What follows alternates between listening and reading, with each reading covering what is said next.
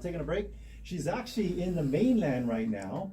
If you are fans of Dave Ramsey, the national known talented person regarding financial planning, she's going to a conference that Dave Ramsey holds once a year called Entre Leadership or Summit, and she's going there to grow. So here's the quote I want you guys to remember. I didn't have some in the beginning, so I'm going to give you one right now. Your business grows to the extent that you do. So if you're a professional, if you're like a professional eating contest person, you're going to be huge. No. What I'm talking about is the internal part, your brain. So she's going there. I'll be catching up with her, but we're going to go to the summit. We went there last year. The former CEO of Ford was there. Former CEO, or not former, the actual CEO of Chick-fil-A. He even gave us his cell phone. I have the CEO of Chick-fil-A's cell phone. Anyway, I got to meet some couple of CEOs. We go there, we're learning about how to run our business more effectively, how to provide higher levels of service, how to get people to stick around. So that's what you want to look for in your leadership. If you're going to end up working for a team, are they continuing to grow? And number two, as a customer, potential customer or an existing customer, are they still continuing to grow so they can provide a high level of service? All right, so I told you we'd have a guest, talked about it before the break, so here we go. Our guest today grew up in Brooklyn, New York, and Manhattan, then moved to Hawaii 6 years ago. She is a writer, stand-up comedian. She's married and a mother of 3 children. She also is an endurance athlete and has won a few races, including the ultra marathon. By the way, that's 62 miles. That is crazy amount of. I don't think I can ride that far on a bicycle, let alone with my own feet. She's a singer and was going in that direction until switching to stand-up comedy in 2012. Please welcome our guest today, Victoria Arnstein. Welcome, Victoria. Welcome. Thank you for having me. Yeah. What I wanted to say, welcome you onto the show, is that you're more than just a guest. You've become Addriene and I's friend. Yeah. Because when did we meet? Was that a couple of weeks ago at the O'Toole's? Yeah, it was at an open mic. I was just off the rails, off script, not even on my set, and we just became fast friends. I couldn't find my car for an hour. You helped me. She was walking, so every Pretty typical of me. Every time I say I go to Chinatown and I'm looking for the parking on the street, we call it a Victoria. And we were literally, it was funny because she's, and you know what, you were so nice. You're like, I feel so bad. I'm like, no, this is, radio is TV for the mind. Mm-hmm. So I got to tell you, Victoria is dripping wet, 5 feet tall. So we don't let a lady walking around Chinatown, what time was it, 11, 12 o'clock at night, walking around Chinatown My by security herself. Guards. So it was me, Albert. Hello, Albert, if you're listening in. Mm-hmm. And Albert is what? He's like 6'5". Yeah, no one's going to mess with him. Yeah, and then Addriene, no one's going to mess with her. She gets pretty pissed off. She's a redhead. But we're all like, we were going on a scavenger hunt for your At least car. I took a picture of a place of reference near the car. Yeah. But that's all I did, because I was rushing to the show. That was our sleuthing. We kept looking at that picture. Hey, Victoria, zoom out next time. Get some signs in the background. I was rushing to go to the show, and Yeah. I know the last time I did that, I did not find my car till the next day. So it gave I had you to material, take it home. She's like, hey, guys, I'm out here for the second night. I guess you're wondering, why am I wearing the same clothes? I didn't find my car. No, I did go home in an Uber. I slept in the streets. I got new material. It's raw. But anyway, so you're a comedian. Yeah. Let's go back, Hawaii style, local culture, in the mainland, we kind of get to business. Even though being a comedian, that's pretty good stuff to just get to. It's funny, it's entertaining, it's engaging. Tell us more about how did you end up coming here to Hawaii 6 years ago? Okay, so my husband actually runs ultra marathons as well. Oh, wow. He did the Hurt 100. He won it twice, actually. That's what brought us here. He used to do the Ironman on Big Island, but I just never felt like I resonated there. Jew from Brooklyn. I needed a city. I need some traffic. You got to run between buildings. Yeah, I need some, grit, Yeah. And I fell in love with Kailua after we got here, and I just was I'm a swimmer. I could swim to the Mokes and back. Yeah. I do it all the time, and it's probably crazy because of the sharks now, but yeah. I still do it, and that was what attracted me, so I selfishly brought my kids.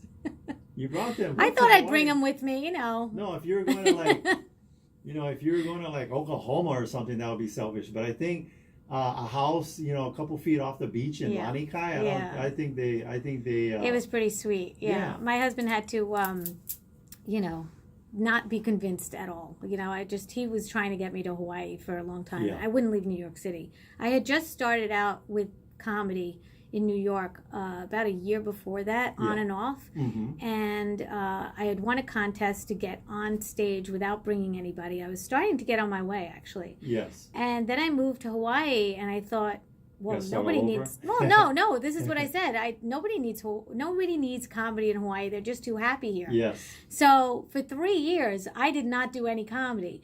And the truth of the matter is, I actually said I didn't think that there was going to be comedy for someone like me here. I didn't think I was a good fit because I saw that movie Blue Crush, and I was like, the locals will probably kill me. They would, no way. I got to learn this culture before I get on the stage. I finally found a show at the Republic. There was a contest going on. Jose, Dynamite, and friends were putting it on Comedy U, and I'm like, oh, they need me. Yes. I need to. I'm kidding. So I asked, and they said to do an open mic, and I did a couple of open mics. Nobody was in the audience. No one understood anybody. I mean, nobody really understood my humor from New York, so I had to switch it up. They finally had something a couple of months later. I thought I'd forget about comedy here. Yeah. And they had something a couple of months later, an open mic that was actually prime time. So there was a real audience at around 8 o'clock.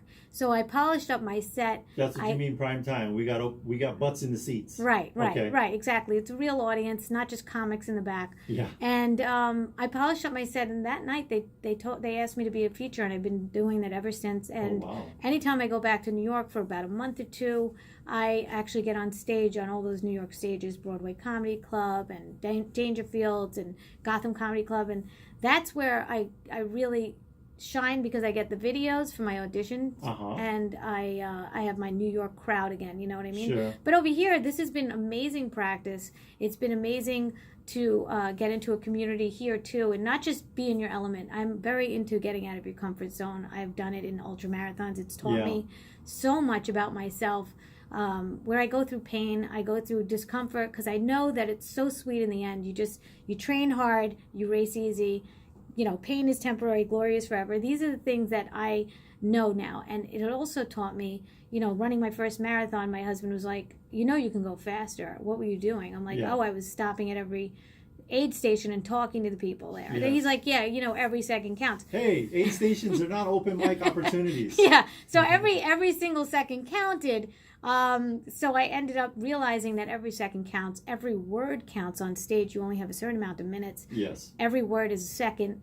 I've learned to manage my words and not be as wordy as I was. I was a salesperson for a very long time. I sold jewelry on 42nd Street, on Madison Avenue. I'd had all different kinds of clientele from really, really not wealthy to very, very wealthy to celebrities. And I treated them exactly the same. I learned a lot about sales, and that taught me a lot about people. And the best sales I've ever made were ones where I made the customer laugh. So I knew I was already onto something when I used to go to comedy clubs after work by myself and just sit in the back and laugh. And then say, wow, I wish I could do that one day. I wanted to do an open mic. I never got the nerve to do it. Yeah. And I already knew at dinner parties and social events, I was always, but I would always a crowd would gather around me, and I would make them laugh. Okay. And that had already bonded me with so many people. And I realized that comedy is the thing, and then I got into health and fitness, and I would make YouTube videos on health and fitness, and one of the pillars of health, I could name them all for you. There were only about 8 of them, but each one of them are very important, and they are sleep, hydration, sunlight, fresh air, whole foods, exercise, and maintaining good relationships. And my favorite is laughter, and that's up there. You have children that are cranky and What about having someone chase you with a gun? That's fight or flight. But you have children that are really cranky and you don't know why, but they're crying about something. And those are the pillars of health. Those are the things that they're actually crying about. The first thing I would actually tell somebody would be sleep would be the most important, because you can't do anything. It's your headquarters. Nothing works right without sleep. Yeah. It's a reset for your mind. Right. And each one of those things has a benefit. And I used to also visit the sick in the hospitals in Lenox Hill in New York. And I would go and make the sick people laugh. I would just go and cheer them up and distract them. So there's some humor that, you know, the PC police, they don't have an academy. I don't know how they became the police. They became the police, and people are afraid of them. And a lot of people can't get Netflix specials now because of it, and people aren't getting award show ceremony MCs, and they're getting, you know, really bashed. And to me, dictatorship and censorship are two ships that should sink into the ocean and never arise again. We're headed for North Korea if we have to constantly worry about what we have to say. So I think people are too sensitive. As Dave Chappelle says, our ears are becoming too fragile. Too fragile. You couldn't get a Richard Pryor today if you wanted to. And it's a shame because we really pushed we pushed the envelopes that far so we could see how far we can go. I mean, the pioneers had made it so much easier. Lenny Bruce had gotten arrested just for cursing. I do want to get off of cursing now, swearing, because I was just approached. Are you going to Cursing Anonymous? I actually did go on an F-bomb free diet. It's been 72 hours since I dropped an F-bomb. My name is Victoria. No, there should be. Because I literally went on that diet where I did not say the F word for a week. It only lasted a week because I stubbed my toe in the middle of the night. And no other word was a substitute. And then I finally said the F-bomb, and the pain went away. It was like magic, I'm telling you. Is an F-bomb an F-bomb if no one hears it? Yeah, only in the forest. In the middle of the night? Right. When you no, they'll hear it. They'll hear it. The whole family will hear it. China will hear it. I'm telling you. China will hear it. So, but what I learned from comedy was that in humor alone, just humor, going to the hospitals, making these people laugh. I have a little bit of twisted dark humor. Yes. I'm going more towards getting clean, but I'm going to still take the dark humor and keep it because the clean. To the light. Right. I don't think I have to curse as much because I realize that sometimes it just throws off the set and I will get more gigs. I was just approached by somebody to do corporate events. Yeah, and they pay very well. You know, and pay by the F-bomb or not? No. You could do both. By the F-bomb. Right. You could do both. You could do both. I could do Wall Street, they'll take it. The elderly home will take it. Yeah. But the insurance companies, the insurance companies will not take it. So I want to have all options. I want to be able to do both.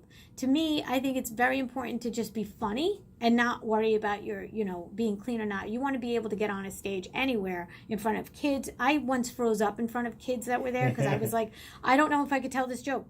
Now, my jokes are dark, but this is why I do dark jokes. I lift dark situations up to the surface so light could be shed on them. Yes. There's like pedophile jokes that I have. Obviously, I'm against pedophilia. I have kids. Sure. I'm a mother of 3.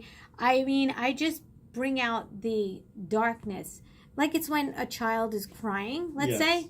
What do you want to do to a child that's crying? You want to cheer them up and distract them. Yes. That's very important. It's neuro-linguistic programming. You want to distract a child. So you're going to make fun of whatever it is that they're crying about. Like if my child fell on the floor, 3-year-old, you say, look what you did to the floor. You just get them to really shift their... floor. Right, look what you did. Feels. Exactly. She feels, you got to be PC. Right, distraction is very important, and that's what I believe.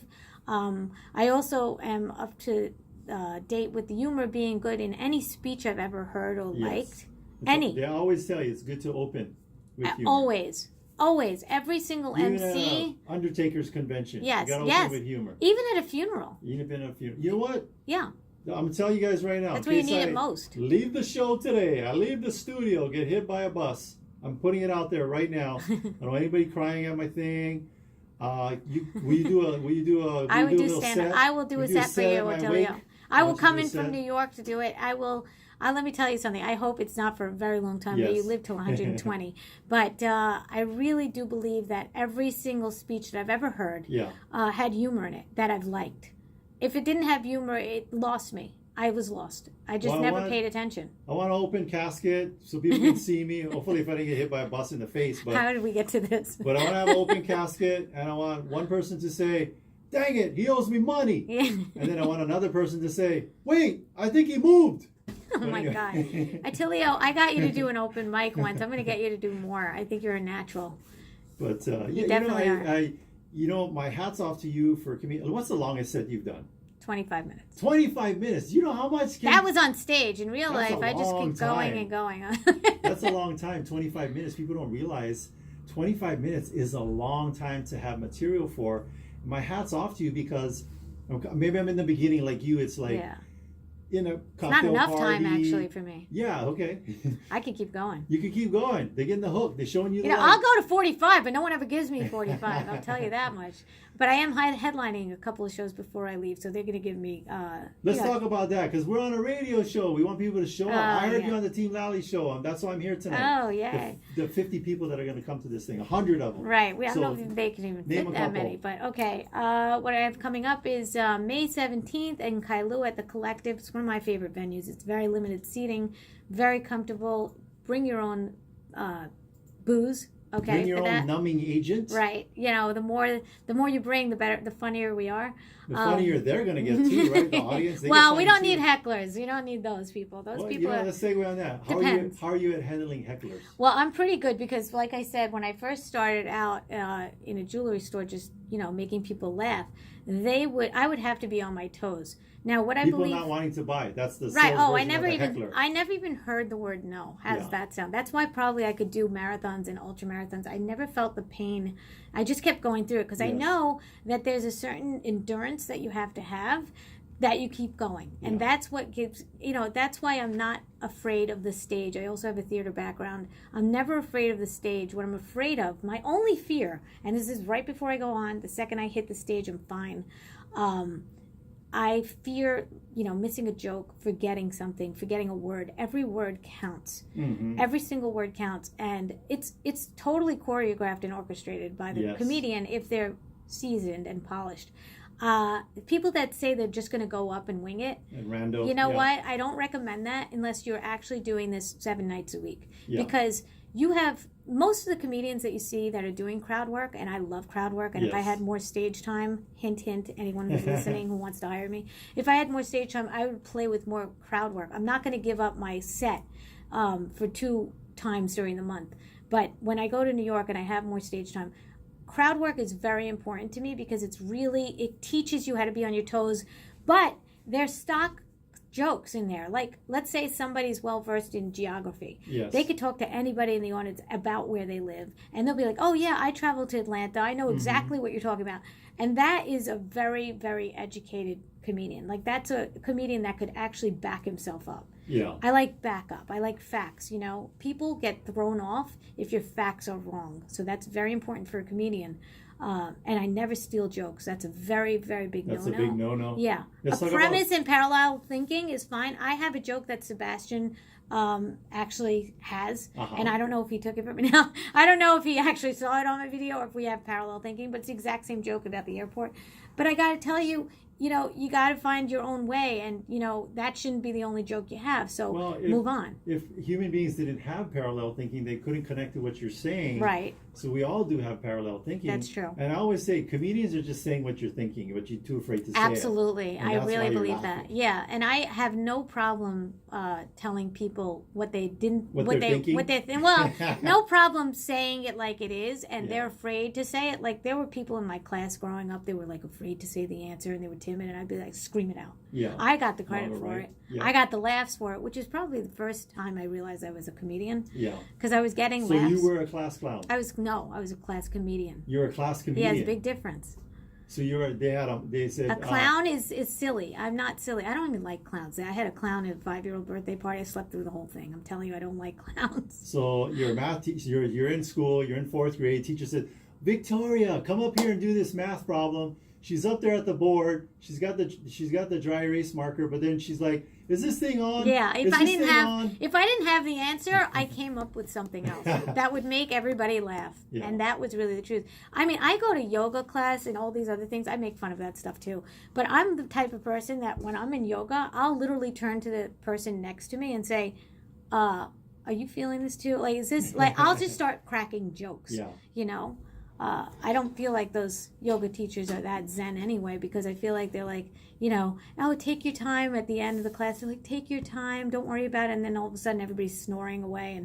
And then she's like nudging them to wake up. She's like, no, seriously, we have another class, get out. The yoga teacher goes from passive to aggressive. She starts kicking you. Get out of here. Yeah, exactly. We have another sweaty stain spot. Right. In other words, everybody's FOS, full of, you know what I mean. Yeah. So. Okay, so you know, for somebody, so talk about you talked about one of those cardinal rules. One of them is don't use other people's material. Ever. Don't. You that can have parallel, cardinal, similar, yeah, but don't be like. But if someone's famous and they're using that joke, you can't use that joke anymore. I mean, that's just, you got to put that baby to bed. Because you know why nowadays people can Google it. They can even just Google, like they can type what you just said. That's why I record everything. Google will find it. I'm recording this right now. I record every set that I ever do, even at an open mic, because I have reference, and you never know when a fight's going to break out. You got that stuff on video, and that can go viral. So that's awesome. Believe me, she brought nunchucks and brass knuckles to the studio. She's From fighting New York. for every word. No, seriously, I think the best fighters now are the ones that have to actually defend themselves. I think the new heroes are the ones that listen.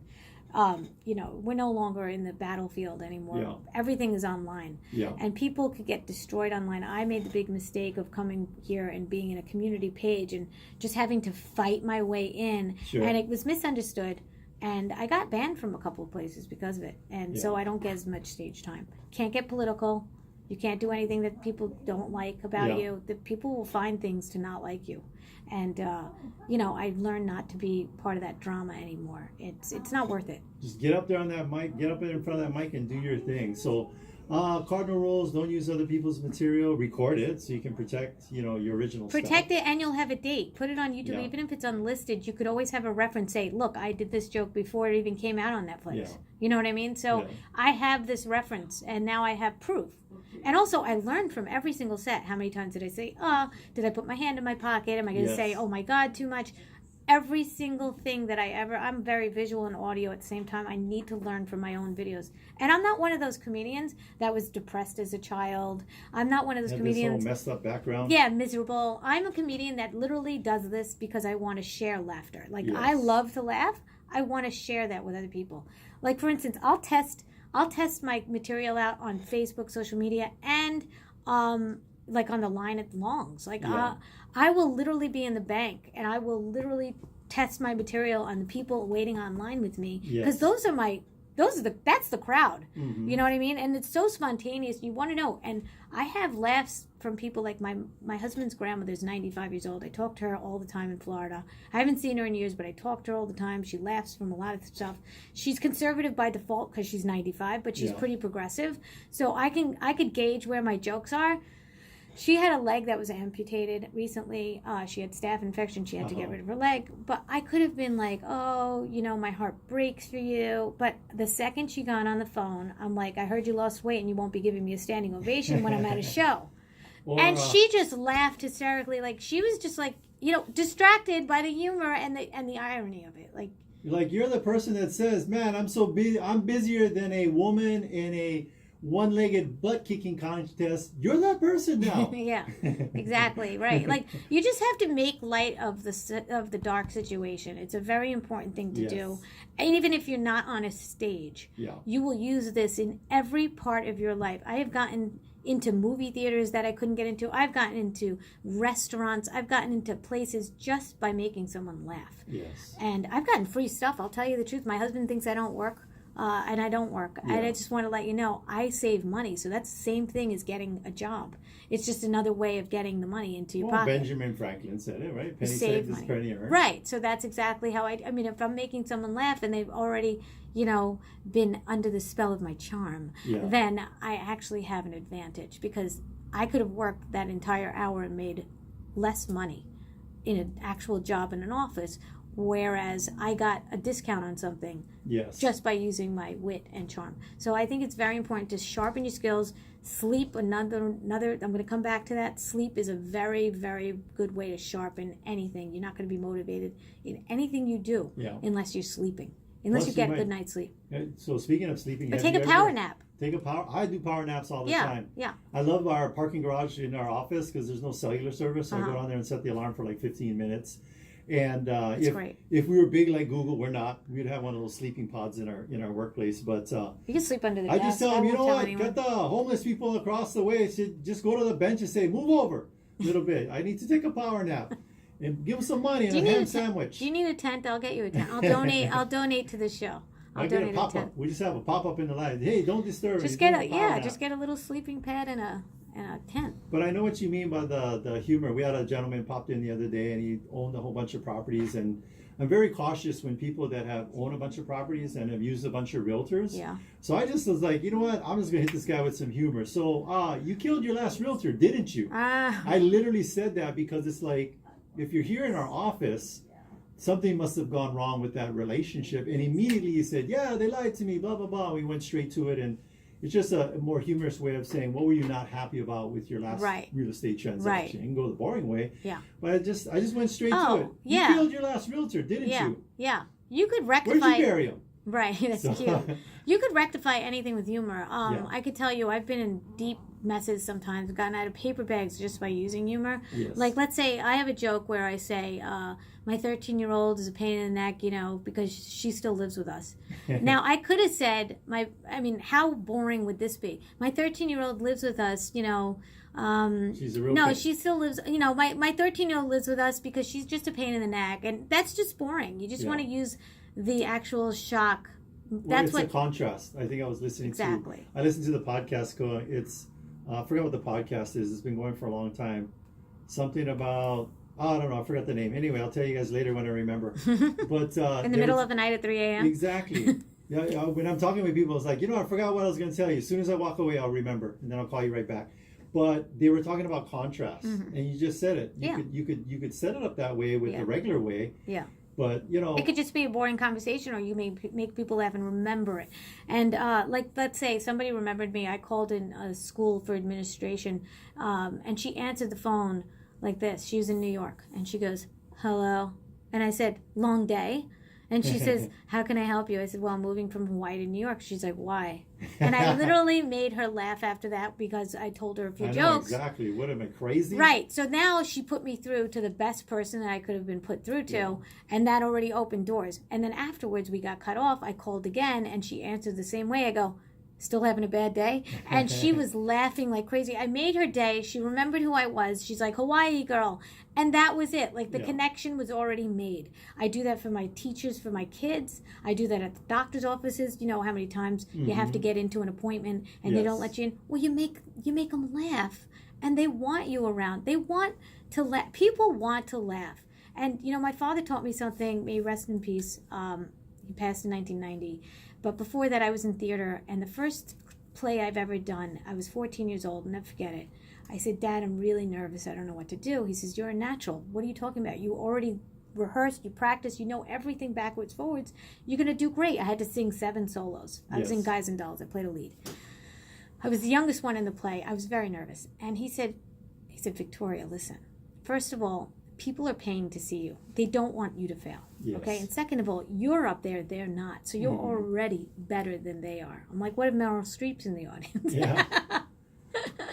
No, but anyway, everybody in the audience is already below you. The stage is higher. Yes. So you're already have an advantage. So that's the confidence that I'm talking about. If you have confidence, there's nothing sexier, there's nothing more pleasurable to be around a person that has confidence.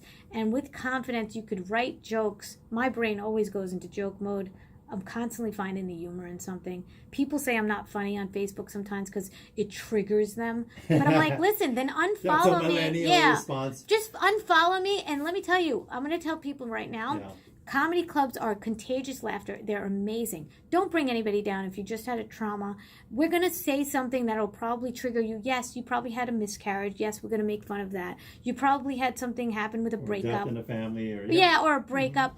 Don't come to the clubs. We're actually comedians telling you not to come to the clubs. Yeah. We want people to fill up the seats. And another thing I want to talk about is, when people bring people to a show, they're like, oh, comedians get all cocky.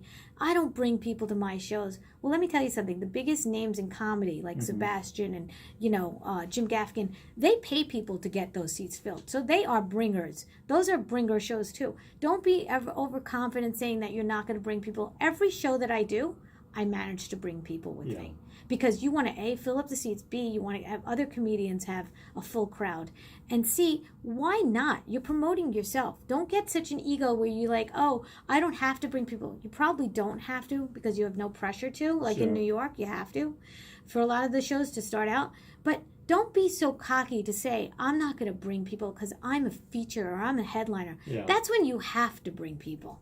because there was you want to promote it. There was a big time national comedian. I forgot his name. He was at Blue Note. He had his family there. He had some local friends, and I mean, he's like big time, and he had people in the audience. Very humble. Absolutely. Yeah.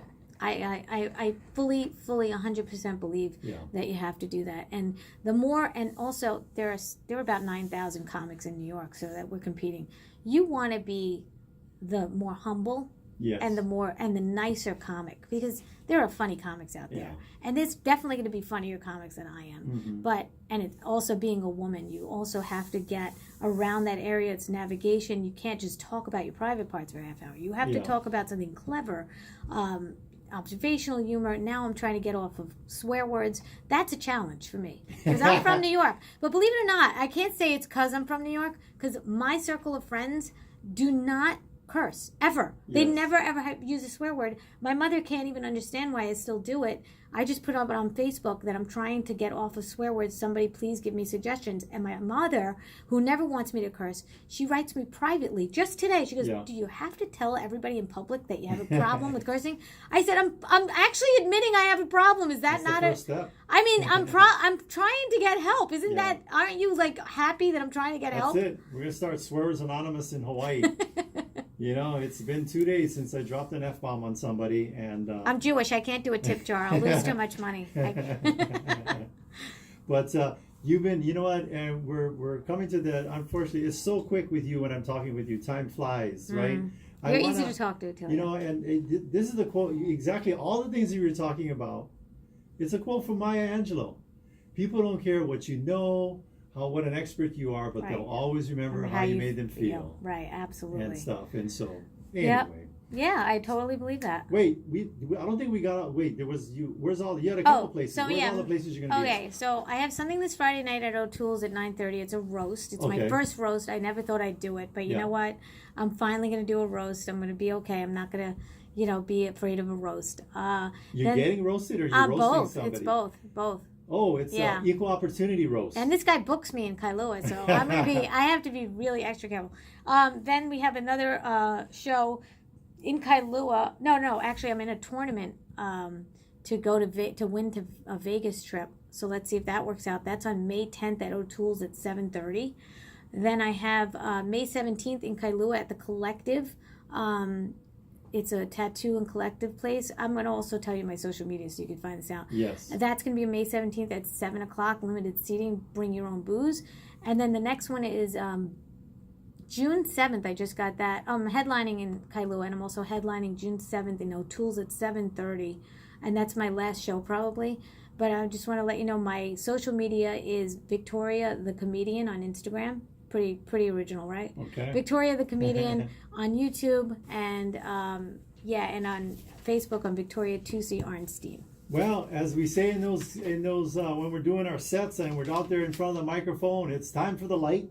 We've come to another end of an awesome radio show. I want to thank Victoria Arnstein. Where's your social media? Where they can check it out? Right. So Victoria the Comedian on Instagram and Victoria Tusi Arnstein on Facebook, and YouTube is also Victoria the Comedian, and www.victoriathecomedian.com. Okay. All right. Thank you so much. Thank you for being on the show. Well, hey, thanks for listening, and thank you to our sponsors, Jody Tanga and Derek Tanga of Pacific Rim Mortgage, Bradley Maruyama with Allstate Insurance, Kenji Ventetta with Pillar to Post, Janice Merlin with Dreamhouse Drafting, John Speed with Kilauea Pest Control, Do Kim Han with Hawaii Pacific Property Management, and Thomas Patterson with Patterson Land Surveying.